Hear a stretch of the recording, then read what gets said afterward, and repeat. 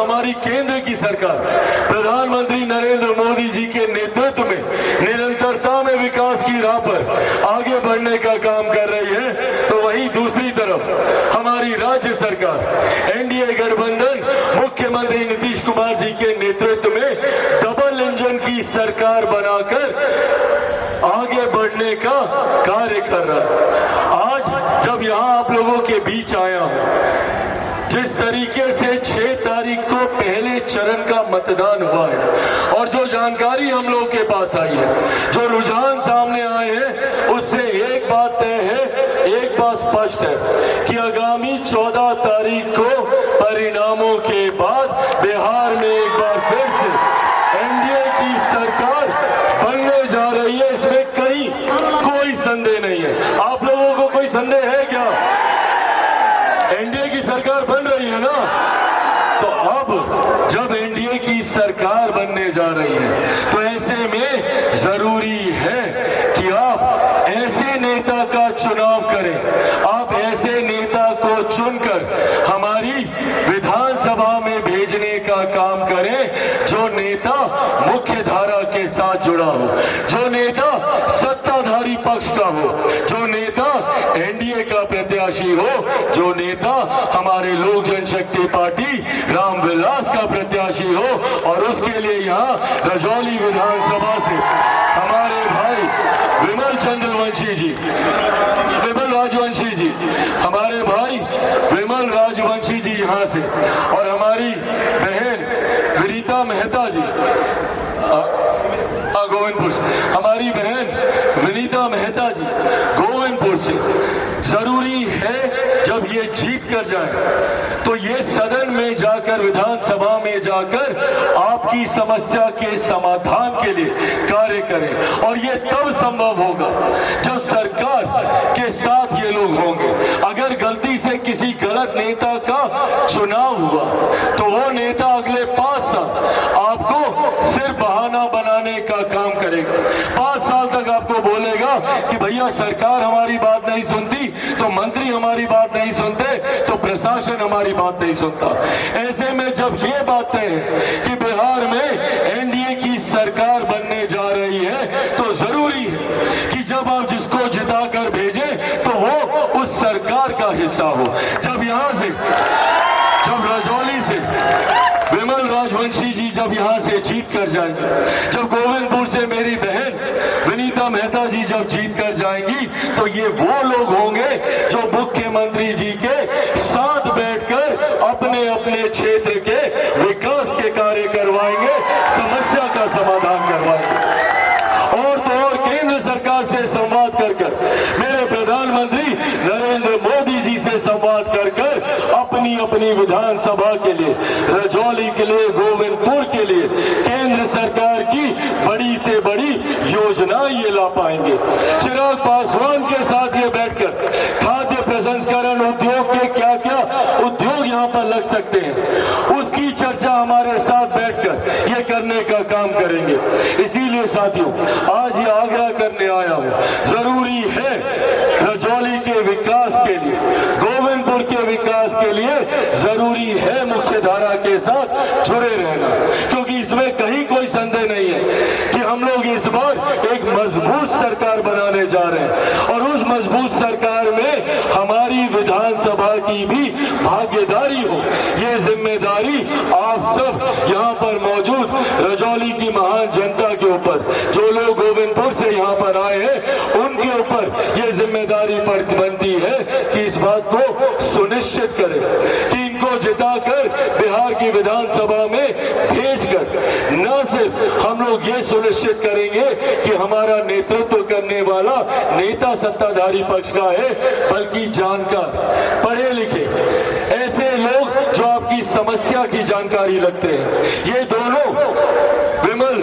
राजवंशी जी हो या विनीता मेहता जी, ये दोनों वो लोग हैं जिन्होंने विपरीत परिस्थिति में भी अपने क्षेत्र के विकास के लिए तत्परता से कार्य करने का प्रयास किया। इन्होंने उस वक्त भी इन्होंने आपकी चिंता की जब संभवतः इनको किसी का साथ नहीं मिल रहा था। उस वक्त भी दिन रात आपके बीच रहकर आपकी समस्या के समाधान के लिए इन लोगों ने दिन रात एक करने का काम किया।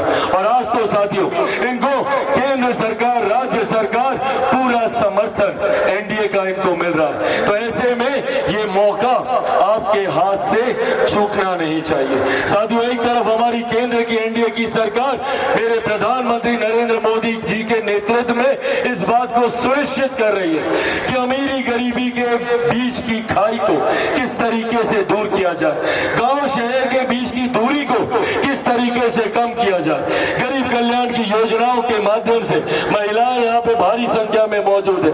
महिलाओं के सम्मान के लिए शौचालय बनवाना हो या इनके स्वास्थ्य की चिंता करके उज्ज्वला योजना देना हो, या कोई गरीब परिवार आर्थिक अभाव में इलाज से वंचित न रह जाए, आयुष्मान योजना के माध्यम से 5-5 लाख रुपए का मुफ्त इलाज कराना हो, या फिर देश की ही नहीं दुनिया की सबसे